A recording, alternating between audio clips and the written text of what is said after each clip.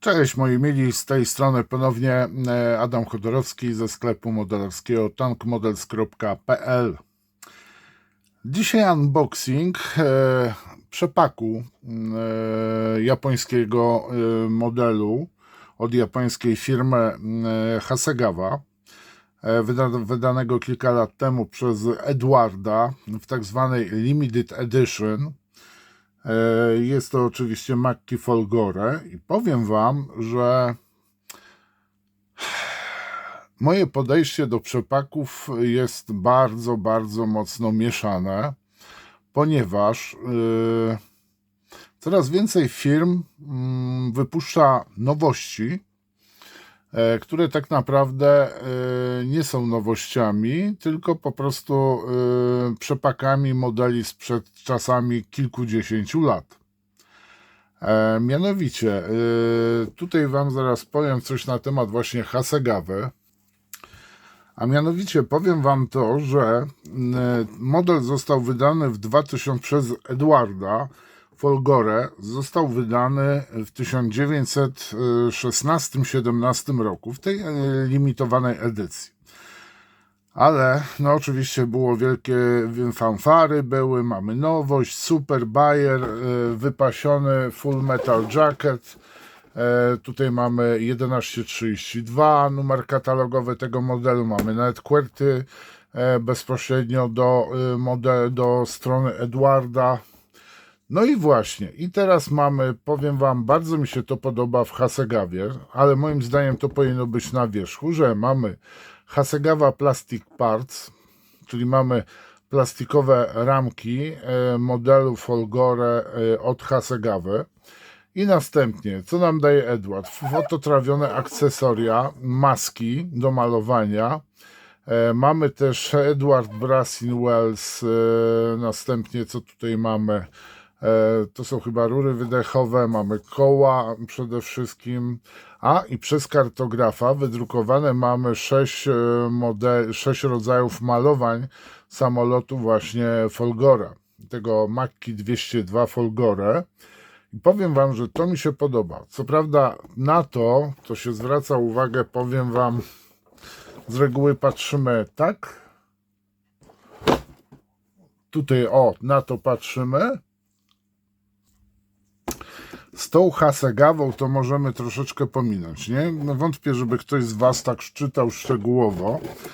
A okazuje się, że nie jest to nowość. Przepraszam bardzo. Nie jest to nowość, bo jest to przepak modelu z 1995 roku. Czyli policzcie sobie, ile to już ten model ma lat. Dostajemy, czyli tak, kupujemy bardzo dobrze opracowane i wydrukowane kalki. Dostajemy, posłuchajcie, świetny zestaw elementów fototrawionych do samego modelu, jak i również tutaj do kokpitu. Mamy naprawdę świetnie to wykonane, ale zaraz będziemy sobie oglądać. Bardzo fajnie opracowaną instrukcję i następnie dostajemy tak, właśnie tą torbę dostajemy i mamy co napisane: Made in Japan, imported by Edward, model accessories, tam blablabla, Czech Republic. I powiem Wam, ja tutaj nie czuję się nabity w butelkę, ponieważ jestem przez producenta, o ile zauważę, informowany, że to jest model Folgore z 1995 roku. Czyli tu już mamy, posłuchajcie, 30 lat praktycznie, to jest 30-letni model. Mamy tak samo tutaj oznaczenia, ale czy znajdziemy gdzieś Hasegawę? Chyba nie znajdziemy loga Hasegawy, chociaż tu powinno być logo. Mamy tylko i wyłącznie Made in Japan, tak? Czyli tu już nie mamy napisu Hasegawa. I ja ciekaw jestem, jak Wy zapatrujecie się na te przepaki, powiem Wam, bo moim zdaniem to powinno być, jak patrzymy tutaj, to tutaj powinno być napisane, że Plastic Kit by Hasegawa, czyli to Hasegawa Plastic Parts, czyli tam plastik, no powinno być moim zdaniem na pudełku, bo coraz więcej firm sobie wypuszcza modele, my wpadamy, wow, wzrokowcy, po prostu nowy model kupujemy, Benz. Okazuje się, że po przyjściu do domu mamy ten sam model od Hasegawy. No i jest mały ząg, tak? No bo w tym momencie staliśmy się posiadaczami za prawie 150-160 zł. Kupiliśmy sobie ramki, koła żywiczne, maski, znaczy elementy fototrawione, maski, jak i również Edward Brassin, właśnie te elementy, posłuchajcie, fototrawione. I tutaj mam bardzo właśnie mieszane te uczucia, ze względu na to, że po prostu można nabić się samemu dzięki, no, przez swoją niewiedzę, tak? A nie na przykład, jeżeli ktoś nie poinformuje sprzedawca, że sorry stary, ale w środku jest Hasegawa, no to można się delikatnie mówiąc troszeczkę wnerwić, bo na przykład kupiliśmy sobie Hasegawę, do której kupiliśmy sobie masę elementów, no ale widzimy nowy model, pewnie lepsze ramki. A tutaj gucio. Powiem Wam tak, jeżeli chodzi o instrukcję, bardzo ładnie jest, no tutaj mamy właśnie Socjalną Republikę, widzę, bardzo ciekawe te malowania są, szczególnie tutaj, tu mamy tego typu wzór, a na kadłubie mamy już taki pojedynczy, to jest bardzo fajne malowanie, które mnie też właśnie interesuje, ale mnie najbardziej banana interesuje, banana. Ależ piszczy. Jest! Banana. Mnie interesuje to właśnie z pudełkowej wersji. Tu mamy, proszę bardzo, banana. To jest jednego z asów włoskiego lotnictwa samolot, który brał udział oczywiście, już walczył w wojnie domowej w Hiszpanii. No wtedy latał akurat na Fiacie CR32.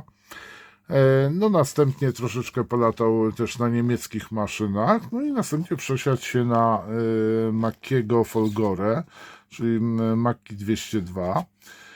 Kusi mnie też to malowanie, jest bardzo też fajne. I powiem Wam tylko, no to już zupełnie co innego jest, tak? To jest z 43 roku, tu jest z 42 roku, czyli jeszcze Mussolini jest, tak? Tu widzę, że mamy pewne elementy zamalowane i tutaj tak jest najprawdopodobniej już musicie sobie przeczytać. Strasznie zagmatwana sprawa, jeżeli chodzi o sprawy właśnie z oznaczeniem lotnictwa, ta Republika Socjalna. Ja myślałem na początku, że socjalna, w sensie, że to jest republika taka socjalistyczna, powstała to Bucio, prawda, socjalna, włoska jakaś nazwa, posłuchajcie. A teraz zajrzymy w każdym razie do folii. Obejrzymy sobie elementy i zobaczymy, czy trochę sobie chociaż poprawię humor pianiem z zachwytu. No, po Hasegawie nie mogę się żadnych złych rzeczy spodziewać, tym bardziej, że jest to Hasegawa w 4.8. A i tutaj właśnie mamy, tak, to są ramki, posłuchajcie, do Mackiego 202, jak i również 205. I tutaj producent nam powiedział, których elementów, właśnie tego zapomniałem. Jak mamy całą rozpiskę, to tu mamy zaznaczone elementy, których mamy nie używać. Po prostu, koniec dyskusji. No jest trochę sklejania, powiem Wam, no jest to 4.8, jest bardzo fajnie zrobione też wnętrze. Przy takim wnętrzu chcę się pomordować, powiem Wam, tutaj chcę, no widzę, że bardzo dużo też korekt można porobić, właśnie usuwając pewne elementy plastikowe i w to miejsce wklejając właśnie elementy fototrawione, więc no, będzie się to prezentowało na pewno dużo lepiej. No i ten model jest sam większy i powiem Wam, no na pewno będzie troszeczkę więcej widać, tak? Zresztą te poprawki głównie tyczą się zewnętrznych elementów, nie samej kabiny, więc te elementy będzie widać. No i tu mamy właśnie maski. Gdzie które maski układamy, tak samo na przykład dotyczące się kół, opon i tu sobie właśnie fajnie to walczymy. I uwaga, bardzo ważna rzecz, to jest coś takiego, co przytrzymuje szybę po otwarciu, że ta szyba po prostu nam nie wyleci na zbitą twarz, czego brakuje przy wielu samolotach, które mają otwieraną szybę na bok, tak jak właśnie Macchi czy Messerschmitt, czy na przykład Messerschmitty. I zauważyłem ostatnio, że kilka osób robiło Messerschmitty właśnie podwójne, te nocne myśliwce, gdzie właśnie były otwarte szyby, ale bez tej blokady takiej, po prostu, że ta szyba to praktycznie powinna wyrwać zawiasy, tak, i polecieć na wzbitą twarz.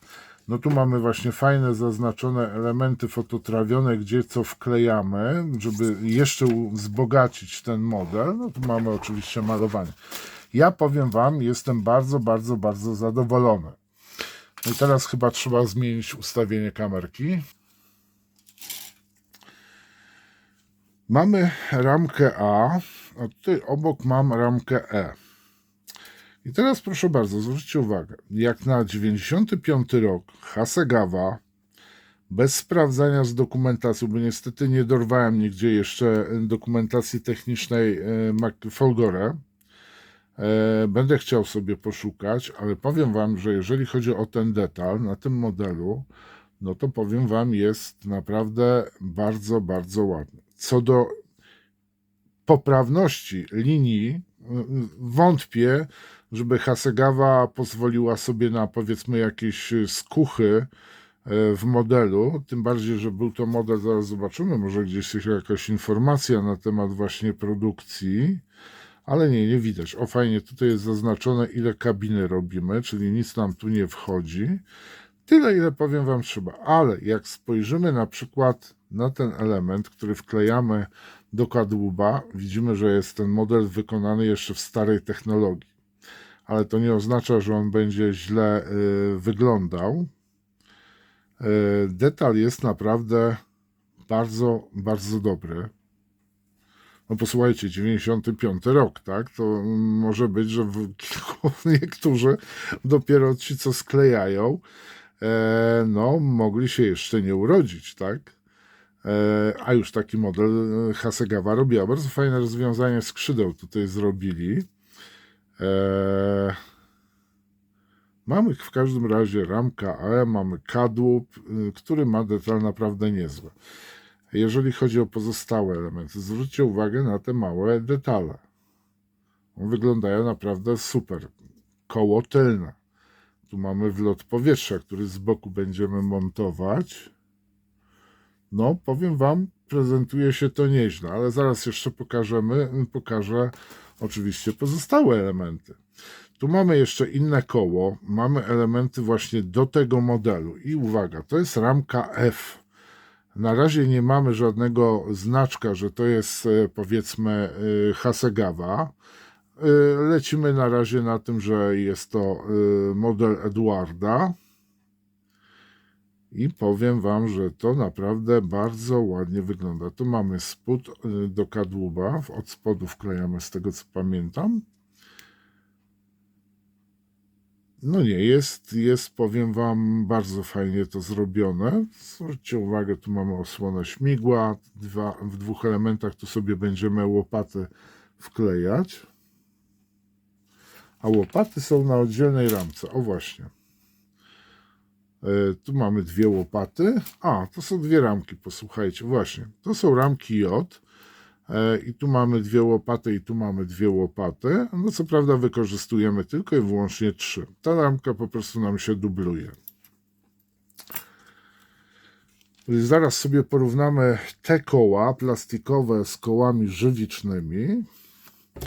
No i tu mamy teraz ramkę B, jak Barbara. No i powiem Wam, że jak się przyglądam temu detalowi na skrzydle, no to jest fajnie. Zaraz niektórzy może się przyczepią, dlaczego tu nie ma nitów między powierzchniami, bo może ich nie być. Może ich nie widać po prostu. Może producent doszedł do tego, że po prostu no, to jest 4.8, nie? I te nity były teoretycznie niewidoczne. Tylko najważniejsze rzeczy są, które widać na first looku po prostu widoczne są, no to po prostu w ten sposób podeszli do tego, że najważniejsze rzeczy będą. Tutaj mogły być też na przykład nity szpachlowane i tylko zostały nam linie podziału, tak, blach. I to nie było stosowane tylko w jedynym modelu, bo na przykład Włosi, Amerykanie z uporem maniaka to też stosowali właśnie szpachlowanie, a często widzę, że niektóre modele, które nie powinny mieć nitów, są te nity, tak? One powinny może być delikatnie, tam gdzieś się przebijać pod tą szpachlą, ale teoretycznie nie powinno być ich widocznych. Niedługo właśnie na przykład proszę zwróćcie uwagę na modele, prawidłowo wykonane modele Mustangów. Tu mamy elementy związane z kabiną, podłoga pilota kabiny, no tu mamy, prawda, pedały zrobione, uproszczone są, widzę, jak fotelik. Fotelik, no ja taki plastikowy fotelik, wlot powietrza od spodu, tu tak samo mamy filtry, widzę, siatki, czy będziemy mieli fototrawione elementy, znając życie, tak. Powiem wam, że naprawdę jestem zadowolony i ten model to nie będzie takie pitu-pitu, bo powiem wam, no to jest dość duży model i powiem wam, ile on będzie miał szerokości. No 20, praktycznie 2 cm. 22 cm, a jeżeli chodzi powiedzmy o kadłub, to tutaj jeszcze trach, no to ma gdzieś mniej więcej 18 na 22, więc nie będzie to jakiś maluśki modelik, będzie by na pewno bardzo fajnie wyglądał, prezentował się w mojej kolekcji. I teraz zwróćmy uwagę na spód. Linię podziału, po bokach nie widać żadnych nitów, są same linie podziału, ale tu już są nity, śruby najprawdopodobniej. Więc te elementy widocznie były dość często używane, na przykład dostęp, i tu możliwe, że właśnie to producent zachował. Ja naprawdę, jeżeli chodzi o Hasegawę, no to bym tutaj nie posądzał ich o to, że coś zrobili nie w porządku. I to była ramka C. I to jest też wersja, posłuchajcie, elementy do Mackiego 202-205. Muszę gdzieś dorwać 205, żeby mieć. To już mówiliśmy sobie. A, dobra, to mówiliśmy. To też omawiałem. A i teraz sobie zobaczymy właśnie kółka. Co tu nam Edek zapodał. No widzę, że tutaj mamy pewne elementy już poprawione w żywicy, które mamy plastikowe. No tutaj faktycznie no dużo lepiej to się prezentuje. No brasiny, mamy wszystko logo. Dwa rodzaje kół tylnych. Dlaczego dwa? Muszę sobie doczytać. Dlaczego? A, są inne, kurczę. Faktycznie, zwróćcie uwagę. Tu i tu. Są dwa różne koła, R3, R4. Zobaczymy, jaki trzeba będzie w tym modelu wykorzystać. No i koła. Fajna matowa żywica. Mamy napisy. Dobra, muszę przyłbicę założyć. Co tu mamy napisane? Pocałuj się w nos, tak?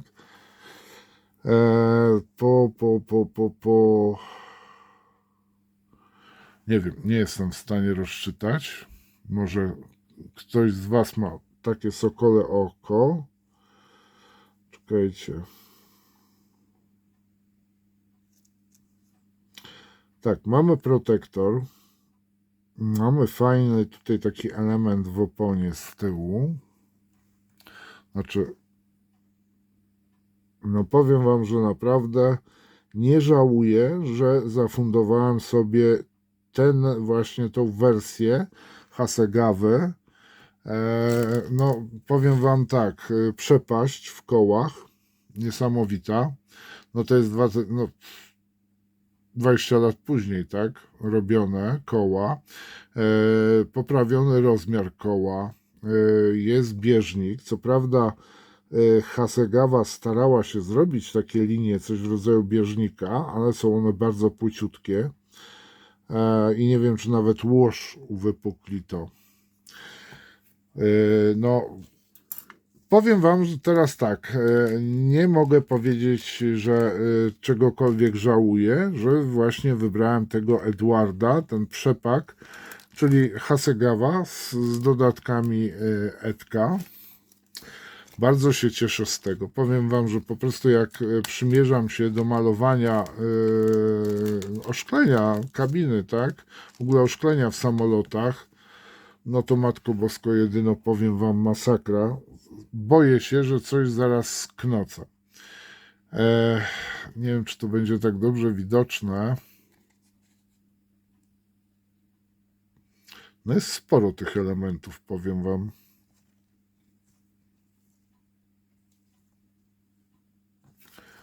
To są w każdym razie maski do szklenia, ale nie tylko. No i tu mamy, posłuchajcie, coś, co bardzo mi się podoba. Tam widzę, jeszcze jest folia klisza do Folgore. No i tak prezentuje się blaszka do kabiny. No fajnie to wygląda, powiem Wam. Do wnętrza tutaj tak samo kabiny jest, wszystko jest drukowane. Robi to, powiem Wam, że naprawdę, jeżeli ktoś nie miał z tym, no tu jest masa elementów, które nie mam zielonego pojęcia, do czego one służą. No trzeba będzie zapoznać się z instrukcją. Tak samo to coś, powiem Wam, wygląda jak super wisiorek, breloczek, ale nie mam zielonego pojęcia, gdzie to się wkleja. No trzeba będzie powalczyć. Powiem Wam, że brakuje mi na rynku właśnie dobrych, i tutaj zobaczcie, no po prostu za to można dać nawet, powiem Wam, można zapłacić, powiem Wam tak, ten model kosztował mnie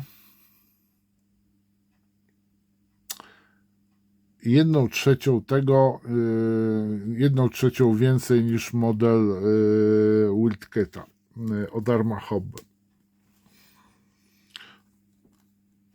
No, tak mniej więcej. No, robi to trochę wrażenie, powiem Wam, a to jest 4.8. Ja wiem, że to jest stary model, ale powiem Wam, no ja dowiedziałem się w pewnym momencie, że to jest model z 95, nie najnowsza produkcja, ale powiem Wam, że no tutaj praktycznie mam wszystko. No i teraz posłuchajcie, Kalkomanie firmy Kartograf. Uwielbiam tą firmę. A, no nie, tutaj mamy jednak puste takie koła. Jak się każdy z Was przyjrzy, o właśnie, gdzie jest banana? Jest banana.